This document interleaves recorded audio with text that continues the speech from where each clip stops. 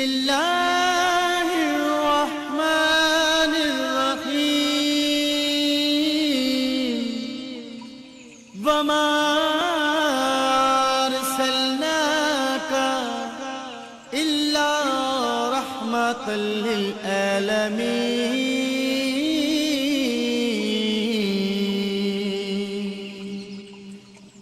اے محبوب، ہم نے آپ کو تمام جہانوں کے لیے رحمت بنا کر بھیجا۔ نحمدہ ونصلی علی رسولہ الکریم۔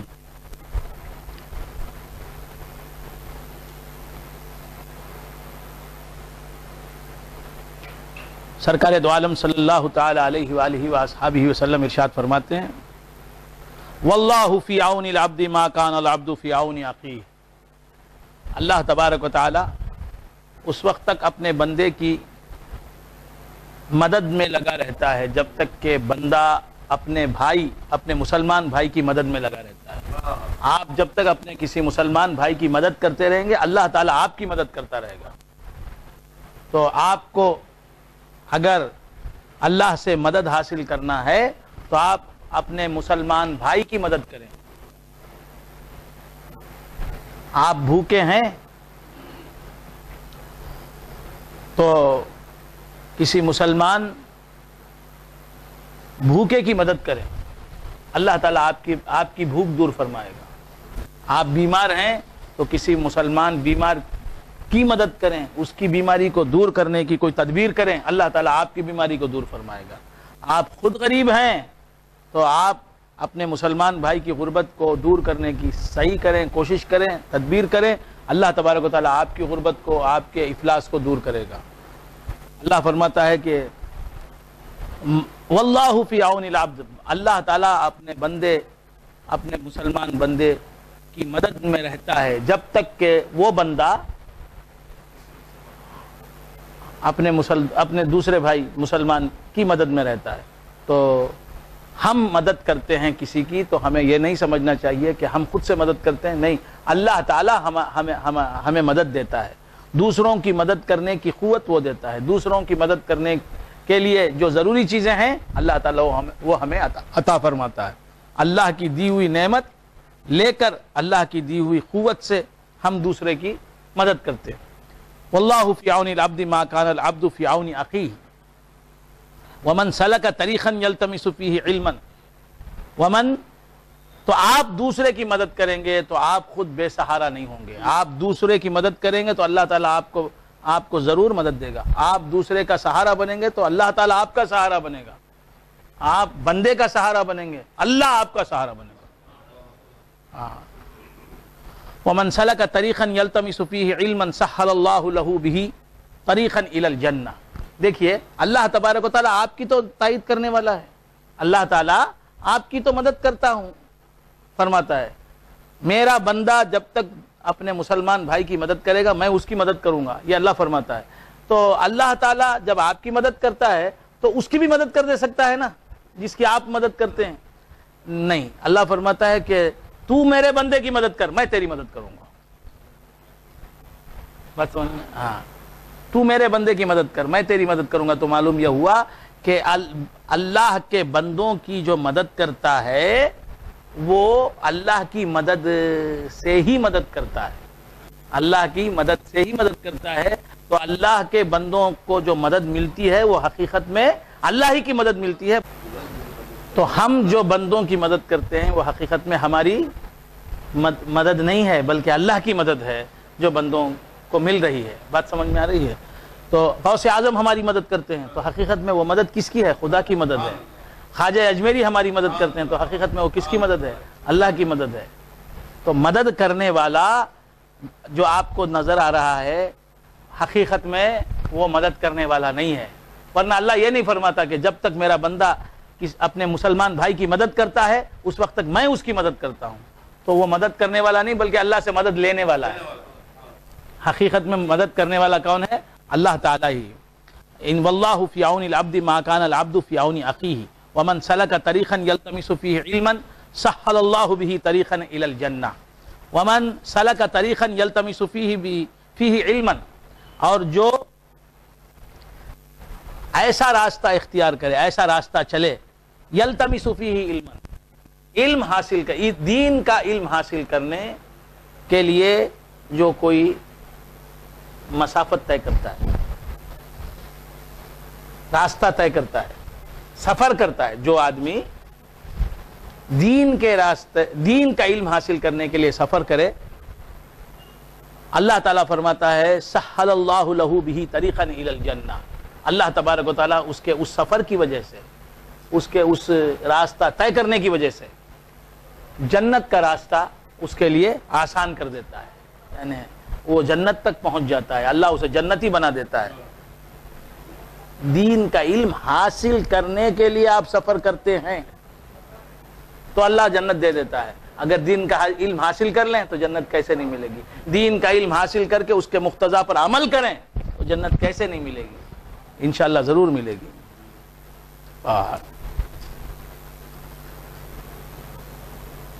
ومن سلک طریقا یلتمس فیہ علما سہل اللہ لہ بہ طریقا الی الجنہ وما اجتمع قوم فی بیت، یہاں علم سے مراد علم دین ہے۔ آپ ایک ٹیکنالوجی حاصل کریں گے، یہ حاصل کریں گے، وہ حاصل کریں، نہیں، علم دین حاصل کریں گے تو اللہ تعالیٰ آپ کے لیے جنت کا راستہ طے کرے گا۔ وما اجتمع قوم فی بیت من بیوت اللہ یتلون کتاب اللہ یتدارسونہ بینہم الا نزلت علیہم السکینہ۔ اجتمع قوم فی بیت، اب دیکھیے رحیم حال کی شان کیا ہے، کوئی قوم جمع نہیں ہوتی کسی گھر میں، من بیوت اللہ، اللہ کے گھروں میں سے۔ اللہ کا گھر کون سا ہے؟ اللہ کا گھر کسے کہتے ہیں؟ مسجد۔ اللہ کے گھروں میں سے کسی ایک گھر میں جب کوئی قوم جمع ہوتی ہے، جب کبھی کوئی قوم جمع ہوتی ہے مسجد میں، جب کبھی کوئی قوم، کوئی جماعت جمع ہوتی ہے کسی مسجد میں، یتلون کتاب اللہ، اس میں وہ اللہ کی کتاب پڑھتے ہیں، وَيَتَدَارَسُونَهُ، اللہ کی کتاب پڑھتے ہیں اور کیا کرتے ہیں؟ اللہ کی کتاب کا درس دیتے اور لیتے ہیں۔ جب کبھی کوئی جماعت مسجد میں بیٹھتی ہے اور اس میں سے کوئی قرآن کی تفہیم کرتا ہے، قرآن کی تعلیم دیتا ہے، قرآن کی تفسیر کرتا ہے، اور دوسرے لوگ بیٹھ کے قرآن کی تفسیر سنتے ہیں، الا نزلت علیہم السکینہ، تو اللہ تبارک و تعالی ان پر ضرور سکینت نازل فرماتا ہے، سکون نازل فرماتا ہے، چین نازل فرماتا ہے۔ کن پر نازل فرماتا ہے؟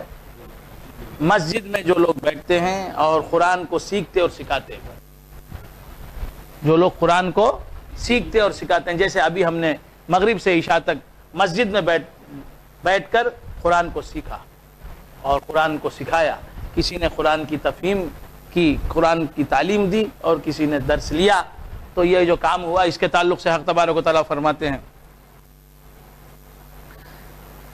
رسول اللہ صلی اللہ علیہ وسلم فرماتے ہیں کہ الا نزلت علیہم السکینہ، ان پر جو ہے سکون نازل ہوتا ہے۔ تو قرآن کو سیکھنے اور قرآن کو سکھانے سے سکون نازل ہوتا ہے، سکون ملتا ہے، دلوں کو چین ملتا ہے، اور سکون اور چین جو ہے اللہ کی طرف سے نازل ہوتا ہے۔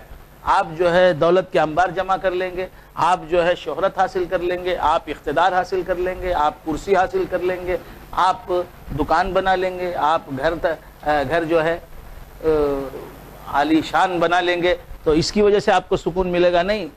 آپ قرآن کو سیکھیں گے، سکھائیں گے، قرآن کو سمجھیں گے، سمجھائیں گے، تو اللہ تبارک و تعالیٰ اپنی جانب سے، اپنی ذات سے آپ پر سکینت نازل فرمائے گا، سکون نازل فرمائے گا۔ بات سمجھ میں؟ آج چونکہ ہم قرآن سے دور ہو چکے ہیں، قرآن کا علم ہمیں نہیں ہے، قرآن کو سیکھنا اور سکھانا یہ بات ہم میں نہیں ہے، لہٰذا سکون اور چین سے ہم محروم ہو گئے۔ وَيَتَدَارَسُونَهُ بَيْنَهُمْ إِلَّا نَزَلَتْ عَلَيْهِمُ السَّكِينَةُ وَغَشِيَتْهُمُ الرَّحْمَةُ، ان پر رحمت نازل ہوتی ہے، جو لوگ مسجد میں بیٹھ کر قرآن سیکھتے اور سکھاتے ہیں ان پر اللہ تعالیٰ کی طرف سے رحمت نازل ہوتی ہے، اور وَغَشِيَتْهُمُ الرَّحْمَةُ، اور ان کو رحمت جو ہے ڈھانپ لیتی ہے، رحمت اللہ کی ڈھانپ لیتی ہے، سکینت نازل ہوتی ہے۔ سکینت کا تعلق قلب سے ہے، دل سے ہے، ان کے دل میں سکون، چین، آرام، اطمینان پیدا ہو جاتا ہے، اور رحمت ان کو ڈھانپ لیتی ہے۔ وغشیتہم الرحمہ، ان کو رحمت ڈھانپ لیتی ہے، وغشیتہم الرحمہ، کہ سکون نازل جو ہوا ہے اس حالت کو برقرار رکھتی ہے رحمت، کہ سکون کی حالت میں آ گئے، رحمت نے ڈھانپ کے اس حالت میں آپ کو رکھ دیا. بات سمجھ میں؟ وغشیتہم الرحمہ وحفتہم الملائکہ، اور فرشتے ان کو گھیر لیتے ہیں. کن کو گھیر لیتے ہیں؟ تو آپ مسجد میں بیٹھے نہیں بیٹھے، مغرب سے عشاء تک مسجد میں بیٹھے، قرآن سنتے رہے، قرآن کی تفہیم سنتے رہے، قرآن کا درس سنتے رہے، قرآن کا علم، قرآن کی فہم حاصل کرتے رہے، قرآن سمجھتے رہے، سیکھتے رہے، اور کسی سکھانے والے نے قرآن کا درس دیا تو اللہ فرماتا ہے ایسے لوگوں پر سکینت نازل ہوتی ہے اور رحمت ڈھانپ لیتی ہے اور فرشتے اسے گھیر لیتے ہیں. ہم کہاں ایسی محفلوں میں آتے ہیں؟ رحمت کی محفل، سکینت کی محفل، رحمت کی محفل. قرآن جہاں سکھایا جاتا ہے، سیکھا جاتا ہے، کیا ہوتا ہے؟ پہلے سکینت نازل ہو جاتی ہے، اس کے بعد رحمت ڈھانپ لیتی ہے. رحمت کا ذکر بات کیا، سکینت پہلے. وحفتہم الملائکہ، فرشتے انہیں گھیر لیتے ہیں. وحفتہم الملائکہ وذکرہم اللہ فی من عندہ، اور اللہ تبارک و تعالی اب ملائے اعلیٰ میں اس کے پاس جو لوگ ہیں فرشتے، ان فرشتوں میں ان لوگوں کا ذکر کرتا ہے. کتنی بڑی سعادت ہے، کتنی بڑی سعادت ہے. سکون بھی حاصل ہو گیا، رحمت بھی نازل ہو گئی. فرشتے تو ہمارے ساتھ فرشتے تھے وہاں، آپ بیٹھے رہے، ہم کو اس کے کوئی ویلیو نہیں. سکون نازل ہوگا، کیا ہو گیا؟ 500 روپے بانٹتے تو ہر آدمی کو 500 روپے بانٹتے تو بہت خوش ہو جاتے، دل کی دنیا بدل جاتی تھی، خوشی کی انتہا نہیں ہوتی تھی. سکینہ نازل ہوا، رحمت نے ڈھانپ لیا اور فرشتوں نے گھیر لیا، اور اللہ تعالیٰ نے ذکر کیا ہماری صورت دیکھو، اللہ ہمارا ذکر کرے. ہم جیسے نابکار، ہم جیسے ناہنجار، ہم جیسے گناہگار، بدکار، اللہ تعالیٰ انہیں یاد کرے. اور کس میں یاد کرے؟ ہم سے نیکوکار فرشتوں کی محفل میں ہمارا ذکر اللہ تعالیٰ کرے. اللہ اکبر. دنیا داروں کی محفل، مالداروں کی محفل میں ہمارا ذکر ہو تو ہم خوش ہو جاتے ہیں، بھائی ہم وہ ہیں جن کا ذکر مالداروں کی محفل میں ہوتا ہے. اللہ تعالیٰ ملائے اعلیٰ میں فرشتوں کی محفل میں ہمارا ذکر فرماتا ہے. ساری کائنات جسے یاد کرتی ہے وہ ہمیں یاد کرے. ہمارا ذکر، ہمارے ذکر کی محفل بنا دیتا ہے اللہ تعالیٰ، فرشتوں کی محفل کو.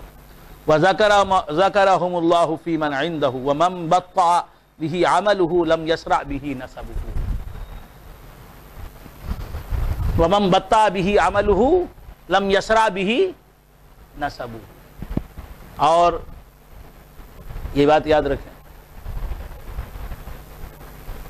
وَمَنْ بَطَّعَ بِهِ عَمَلُهُ، جس کا عمل اسے سست کر دے، جس کا عمل اسے سست کر دے،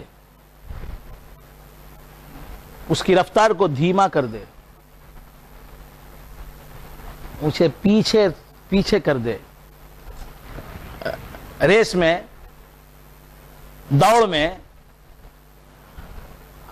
عبد الوہاب اور فضل دونوں دوڑ رہے ہیں، ریس ہے، رننگ ریس. اس میں ذرا آہستہ ہوئی رفتار کن کی؟ عبد الوہاب کی. تو کیا ہوگا؟ کون آگے بڑھ جائے گا؟ اپوننٹ جو ہے وہ آگے بڑھ جائے گا. نہیں بڑھ جائے گا، نہیں فضل بڑھ جائیں گے نہیں؟ یا ان کی رفتار دھیمی ہوئی تو ہوگا کیا؟ دھیمی رفتار جس کی ہوگی وہ پیچھے رہ جائے گا، اور جس کی رفتار تیز ہوگی وہ آگے بڑھ جائے گا. تو حضور فرماتے ہیں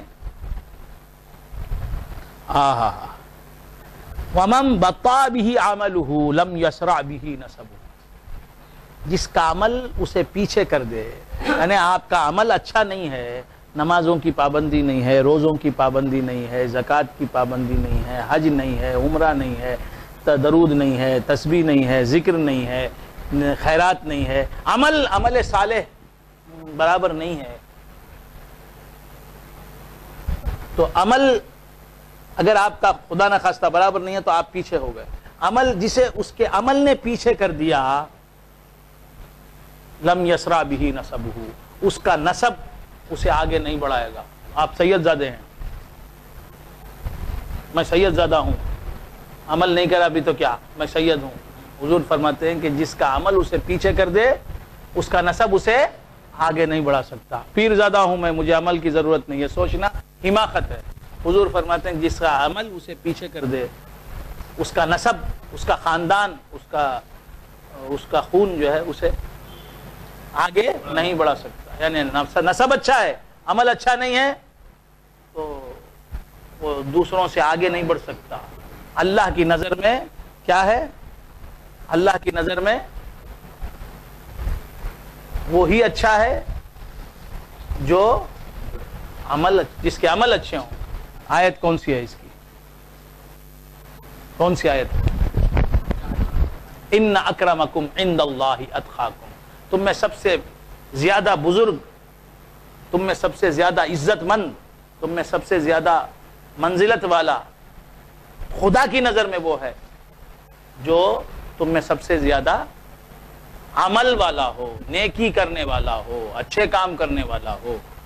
جس کا تقوی زیادہ ہے اس کا مرتبہ بھی زیادہ. جو تقوی میں بڑا ہوا ہے وہ مرتبے میں بھی بڑا ہوا ہے. عمل اگر اچھا نہیں ہے تو آپ نسب کی وجہ سے، خاندان کی وجہ سے کہ آپ سید زادے ہیں، شریف زادے ہیں، وہ بڑی بڑی شخصیتوں کی نسل سے تعلق رکھتے ہیں، عثمانی ہیں، علوی ہیں، فاروقی ہیں، صدیقی ہیں، فلاں ہیں، یہ نسب کام آنے والا نہیں. عمل پیچھے رہ گیا، عمل کی وجہ سے آپ پیچھے رہ گئے تو خاندان آپ کو آگے نہیں بڑھا سکتا.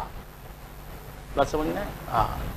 سرکار دو عالم صلی اللہ تعالی علیہ وآلہ وآصحابہ وسلم نے حضرت فاطمۃ الزہرا رضی اللہ تعالی عنہا کو فرمایا کہ یا فاطمۃ بنت محمد، یا فاطمہ بنت محمد صلی اللہ علیہ وسلم، انخذی نفسکی من النار، اپنے آپ کو آگ سے بچا. اے فاطمہ، اے محمد کی، خالی فاطمہ نہیں فرمایا، محمد کی بیٹی صلی اللہ علیہ وسلم، انخذی نفسکی من النار، اپنے آپ کو آگ سے بچا، اپنے نفس کو آگ سے بچا، جہنم کی آگ سے بچا. فإنی لا اغنی عنک من اللہ شیئا، پس میں، حضور فرماتے ہیں، تجھے اللہ کے عذاب سے کچھ بچا نہیں سکوں گا. تجھے اللہ کے عذاب سے بچا نہیں سکوں گا نہیں فرمایا، بچاؤں گا نہیں، بچا نہیں سکوں گا نہیں فرمایا، بچاؤں گا نہیں. بچاؤں گا نہیں بول رہے ہیں، اس کا ترجمہ کیا کر رہے ہیں؟ بچا نہیں سکوں گا. انی لا اغنی عنک من اللہ شیئا، میں تجھے اللہ کے عذاب سے کچھ بچاؤں گا نہیں بچاؤں گا بول رہے ہیں، یعنی بچا سکتا ہوں مگر نہیں بچاؤں گا. حضور تو امتیوں کو عذاب خداوندی سے بچا لیں گے، فاطمۃ الزہرا رضی اللہ تعالیٰ عنہا کو کیوں نہیں بچائیں گے، کیوں نہیں بچا سکیں گے؟ لیکن حضرت فاطمۃ الزہرا رضی اللہ تعالیٰ عنہا کے اعمال ایسے ہیں کہ ان کو جو ہے آگ سے، ان کے لیے سوال ہی نہیں پیدا ہوتا آگ سے بچانے کا. وہ بے قصور ہیں، بے گناہ ہیں، پاک ہیں. وہ آئے تطہیر کے مصداق ہیں، آئے تطہیر ان کی شان میں نازل ہوئی ہے. انما یرید اللہ لیذھب عنکم الرجس اہل البیت ویطہرکم تطہیرا. اللہ یہ چاہتا ہے، اللہ چاہتا ہے، انما یرید اللہ، یقیناً اللہ یہ چاہتا ہے کہ تم سے پلیدی کو دور رکھے، گناہوں کی نجاست اور غلاظت کو دور رکھے، ناپاکی کو دور رکھے گناہوں کی. انما یرید اللہ لیذھب عنکم الرجس اہل البیت، اے محمد مصطفیٰ صلی اللہ علیہ وسلم کے گھر والو، تم سے اللہ تعالیٰ گناہوں کو دور رکھنا چاہتا ہے. اللہ کی چاہت ہے، یہ اللہ کی مرضی ہے، اللہ کا ارادہ ہے کہ آل رسول کے دامن پر گناہوں کے دھبے نہ ہوں، ایک دھبا بھی نہ ہو گناہ کا. انما یرید اللہ لیذھب عنکم الرجس اہل البیت ویطہرکم تطہیرا، اور تمہیں پاک کرنے کے طریقے سے اللہ تبارک و تعالیٰ پاک کرے. پاک رکھنے کے طریقے، پاک کرنے نہیں بولنا، ناپاک ہوا تو پاک کرے گا. پاک ہی ہے تو اسے کیا ترجمہ کرنا؟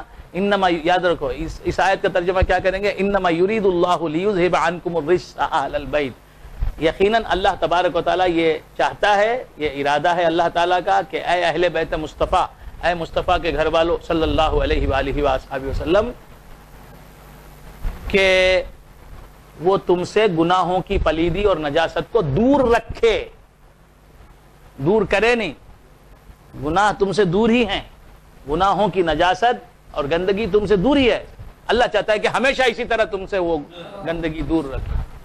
اب تک اللہ نے دور ہی رکھی ہے، دور ہی رکھا ہے گناہوں کی نجاست کو، آئندہ بھی تمہیں ہمیشہ گناہوں سے دور رکھے۔ وَيُطَهِّرَكُمْ تَطْهِيرًا، اور تمہیں پاک رکھنے کے طریقے سے پاک رکھے، اللہ جیسا تم کو پاک رکھنا چاہتا ہے ویسے پاک رکھے۔ دوسروں کو بھی پاک رکھا ہے لیکن تم کو خاص طریقے سے پاک رکھنا چاہتا ہے، پاکوں میں خاص مقام دینا چاہتا ہے تم کو اللہ تبارک و تعالیٰ۔ بس سمجھ میں؟ انما یرید اللہ لیذھب عنکم الرجس اہل البیت ویطہرکم تطہیرا۔ بس سمجھ میں؟ تم کیونکہ تم نبی پاک کی اولاد سے ہو، تم نبی پاک کی اولاد ہو، تم نبی پاک کے گھر والے ہو، تو تم کو اللہ تعالیٰ خصوصی طور پر پاک رکھنا چاہتا ہے کہ تمہارے بدن رسول اللہ صلی اللہ علیہ وسلم کے خون سے بنے ہیں، امام حسن ہیں، امام حسین ہیں، حضرت فاطمۃ الزہرا ہیں، یہ رسول کی آل ہیں، تو تم کو پاک رکھنا حقیقت میں محمد مصطفیٰ کو پاک رکھنا ہے۔ اللہ فرماتا ہے یرید اللہ لیذھب عنکم الرجس اہل البیت ویطہرکم تطہیرا۔ اور ان کو پاک رکھنے کا ذمہ کس نے لیا؟ اللہ تبارک و تعالیٰ نے لیا۔ بس سمجھ میں؟ رسول اللہ صلی اللہ علیہ وسلم کو بھی ذمہ نہیں دیا پاک رکھنے کا، اہل بیت مصطفیٰ کو اللہ پاک رکھتا ہے، تو وہ پاک خدا پاک رکھے تو کیسا پاک رکھے گا؟ فرماتا انما یرید اللہ لیذھب عنکم الرجس اہل البیت ویطہرکم تطہیرا۔ یقیناً اللہ تبارک و تعالیٰ یہ چاہتا ہے کہ تم سے پلیدی کو، گناہوں کی دور رکھے اور تم کو ہمیشہ پاک رکھنے کے طریقے سے پاک رکھے۔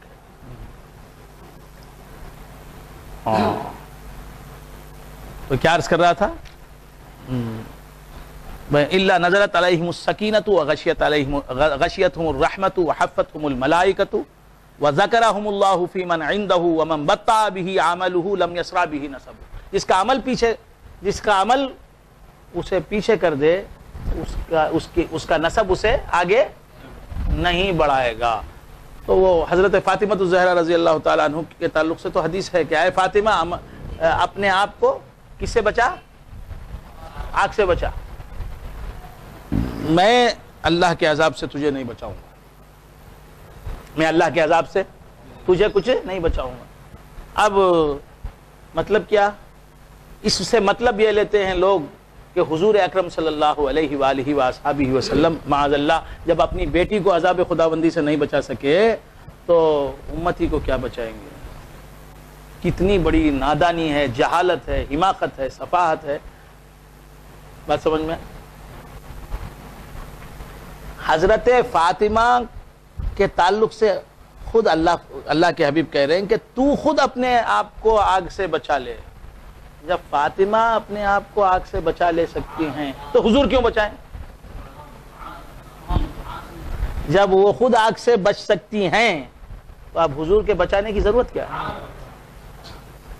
ضرورت ہی نہیں پیدا ہوتی۔ انخذی نفسک من النار، اپنے آپ کو آگ سے بچا لے۔ میں نہیں بچاؤں گا، کیوں؟ میری بیٹی میں یہ صلاحیت ہے، یہ قابلیت ہے، یہ کمال ہے کہ وہ خود بچ جائے گی۔ بات سمجھ میں؟ فضل ہیں ان کے والد جو ہیں بہت بڑے عالم ہیں، وہ پڑھا رہے ہیں، دوسروں کے بچوں کو پڑھا رہے ہیں، اپنے بیٹے کو نہیں پڑھاتے۔ میں نے پوچھا بھائی آپ بہت بڑے عالم ہیں، امتحان تمہارے بیٹے کا بھی ہے، امتحان جو ہے دوسرے بچوں کا بھی ہے، دوسرے بچوں کو پڑھا رہے ہو تاکہ وہ امتحان میں کامیاب ہو جائیں، تمہارا اپنا بیٹا، تمہارا اپنا لخت جگر اسے نہیں پڑھاتے۔ وہ کیا کہتے ہیں؟ میرے بچے کو پڑھانے کی ضرورت نہیں، وہ خود پڑھے، وہ خود پڑھ لے گا، میں کیوں پڑھاؤں؟ ان لوگوں کو میرے پڑھانے کی ضرورت ہے، ان بچوں کو، یہ مٹال بچے ہیں، یہ مٹھوس بچے ہیں تو ان بچوں کو میں پڑھاؤں گا. اسی طرح گناہگار امت، بدکار امت، ان کی میں ان کے لیے سفارش کروں گا، ان کو میں آگ سے بچاؤں گا. میری بیٹی اس میں قصور ہی کیا ہے؟ یہ تو میرا نور ہے، یہ میں بھی نور ہوں، یہ بھی نور ہے. اس نے قصور ہی کیا کیا، گناہ ہی کیا کیا؟ یا عائشہ، یا فاطمہ بنت محمد انخذی نفسک من النار، اپنے آپ کو آگ سے بچا. بات سمجھ میں؟ کیوں کہا کہ فاطمہ میں یہ صلاحیت ہے کہ دوسروں کو وہ آگ سے بچانے والی ہیں، ان کو آگ سے بچانے، وہ خود کو اپنے آپ کو آگ سے نہیں بچائیں گی. وعنہ قال قال رسول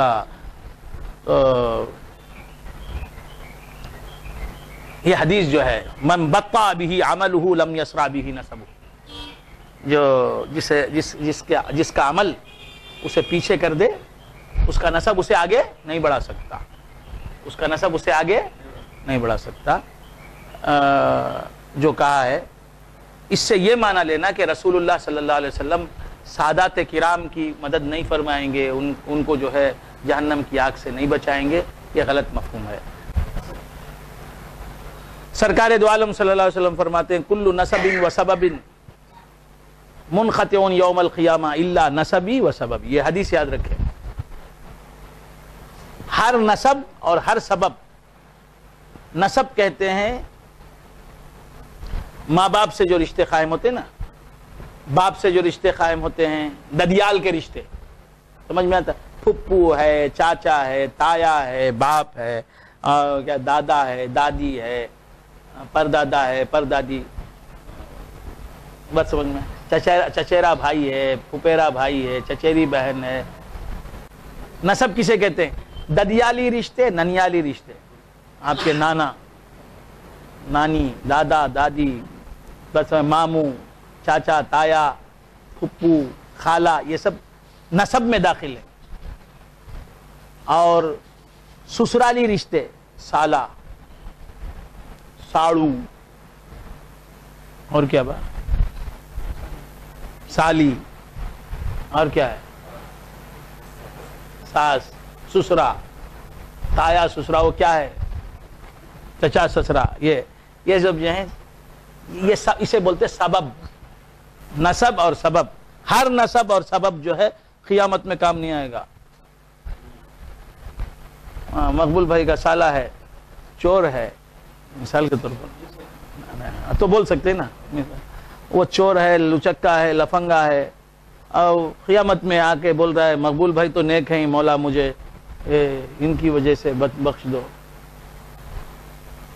تیرا عمل غلط ہے، مقبول اچھا ہے، تو مقبول کی اچھائی اسے بچائے گی، تیرا عمل غلط ہے. تو نسب اور سبب قیامت میں کام نہیں آئیں گے.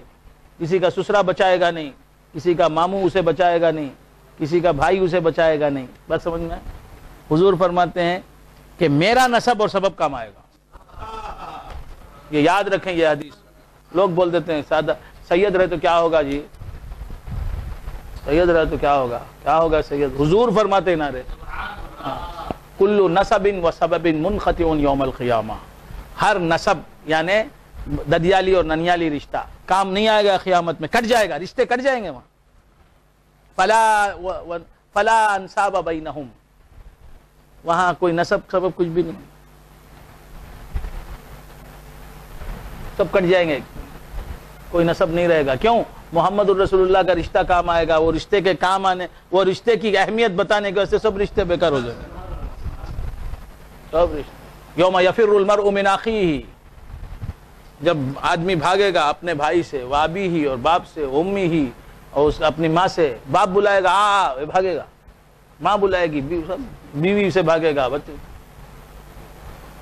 رشتے کام نہیں آئیں گے، باپ بیٹے کے کام نہیں آئے گا. نہیں سمجھ میں آیا؟ بیٹا باپ کے کام نہیں آئے گا، مگر کام آئے گا تو حضور کا رشتہ کام آئے گا، حضور کی نسبت کام آئے گی. اور سادات کے لیے جو جن کو حضور سے رشتہ ہے، سسرالی رشتہ یا کچھ نسب ہو یا سبب ہو، حضور سے ہے تو حضور فرماتے ہیں الا نسبی و سببی، وہ کام آئے گا، وہ وَذَكَرَهُمُ اللَّهُ فِي مَنْ عِنْدَهُ وَمَنْ بَطَّأَ بِهِ عَمَلُهُ وَلَمْ يُسْرَ بِهِ نَسَبُهُ، رواہ مسلم۔ تو سرکار دو عالم صلی اللہ علیہ وسلم کا رشتہ بیکار ہونے والا نہیں، ظاہری جسمانی رشتہ بیکار نہیں ہوتا تو روحانی رشتہ کیسے بیکار ہو سکتا؟ روحانی رشتہ تو آقا سے سب کو ہے، بات سمجھ میں، سب ان کے امتی ہیں، روحانی رشتہ ہے سب کے۔ وہ نبی جو ہوتا ہے امت کا کیا ہوتا ہے؟ نبی امت کا کیا ہوتا ہے بولو؟ روحانی باپ ہوتا ہے، روحانی۔ ایک آیت ہے النبی اولا بالمؤمنین من انفسہم، النبی اولا بالمؤمنین من انفسہم، بات سمجھ میں، وازواجہ امہاتہم، اس کے بعد کا ٹکڑا ہے النبی اولا بالمؤمنین من انفسہم، نبی ایمان والوں کی جانوں سے زیادہ ایمان والوں سے قریب ہے، ایک معنی نبی ایمان والوں کی جانوں سے زیادہ ایمان والوں سے قریب ہے۔ ہماری جانیں، ہم ایمان والے ہیں، ہماری جانیں ہم سے اس قدر قریب نہیں ہیں جتنے حضور اکرم صلی اللہ علیہ وسلم ہم سے قریب ہیں، ہماری جان سے زیادہ حضور ہم سے قریب ہیں، ایک معنی۔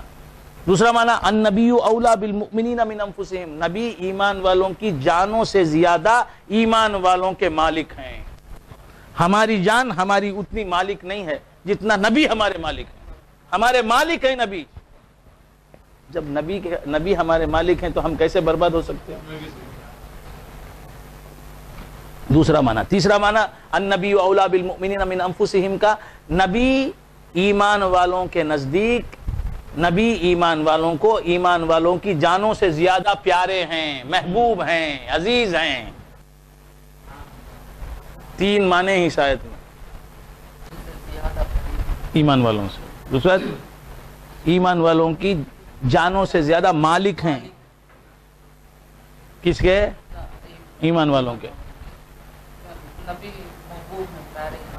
جان سے زیادہ نبی کو ایمان والے چاہتے ہیں۔ النبی اولا بالمؤمنین من انفسہم، کیا آیت ہے، بول کر اس کے بعد بولتے ہیں وَأَزْوَاجُهُ أُمَّهَاتُهُمْ، اور نبی کی بیویاں ایمان والوں کی مائیں ہیں۔ یہ تو آیت قرآن میں ہے نا، اب یہ ایک قرات ہے، یہ ایک قرات ہے النبی، یہی قرات قرآن میں لکھی ہوئی ہے، آپ کو جو بھی قرآن ملے گا اس میں یہ لکھا ہے النبی اولا بالمؤمنین من انفسہم وازواجہ امہاتہم۔ ایک اور ایک قرات ہے النبی اولا بالمؤمنین من انفسہم وہو اب لہم، نبی ایمان والوں کی جانوں سے زیادہ ایمان والوں کے مالک ہیں، نبی ایمان والوں کی جانوں سے زیادہ ایمان والوں کو عزیز ہیں، پیارے ہیں۔ وَهُوَ أَبٌ لَهُمْ، کیا مانے؟ اور نبی ایمان والوں کے باپ ہیں۔ قرآن، یہ بھی ایک قرات ہے، یہ بھی ایک قرات ہے۔ اور نبی ایمان والوں کے باپ ہیں۔ گوری پالیم میں، بنگلور کے گوری پالیم نامی مقام میں 1990 پر 6 اکتوبر 24 جمعرات کی رات تھی، میلاد کا بیان تھا، تو میں نے یہ بات وہاں محفل میں سنائی تھی کہ یہ بھی قرات ہے النبی اولا بالمؤمنین من انفسہم وہو اب لہم۔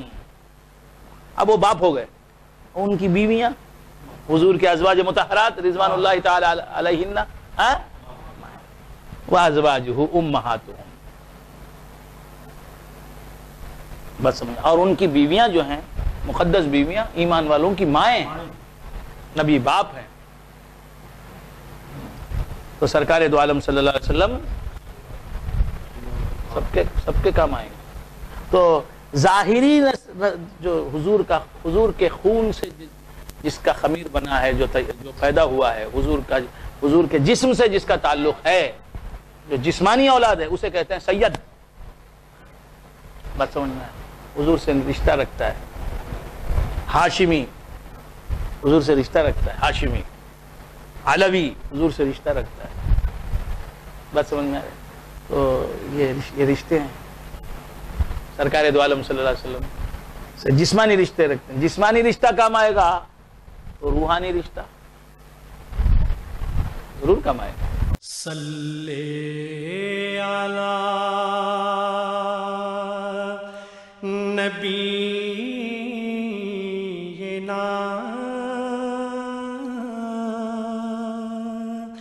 صلی علی محمد